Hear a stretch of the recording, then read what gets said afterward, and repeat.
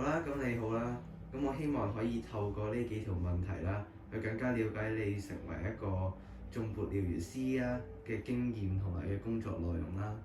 咁首先啦，就想問下呢個工作佢具體咧係負責啲咩內容嘅咧？其實一個頌缽療癒師咧，我哋叫做都係聲音同埋頻率嘅療癒嘅。咁佢係自然療法裏邊咧其中一個用聲音頻率，用一啲震頻啦，係叫 vibration 啦，係幫身體做一個共振咧，令到人咧係可以達到平衡嘅。咁我哋嘅工作就係令到人哋可以放鬆啦、減壓啦，同埋咧有時佢哋睡眠質素啊、瞓得唔好咧，我哋都可以幫佢舒緩。主要我哋係做呢啲工作嘅。咁一般人咧對呢個行業咧有冇話咩好常見嘅誤解咧？都有㗎，有啲人咧最普遍嘅誤解咧，就以為係同宗教有關啦。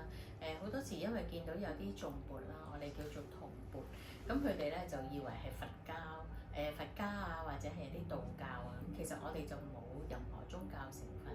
咁只不過咧，佢個形象俾人哋個感覺咧，係有時可能見到有啲修行嘅和尚啊，佢會揸住一啲缽咧，去我哋叫化緣啦。咁佢就誤解以為係同宗教有關。咁事實上以前喺即係尤其是西藏啦，佢可能有啲即係修行人咧，佢會揸住一啲頌缽，俾人哋有一種咁嘅感覺。基本上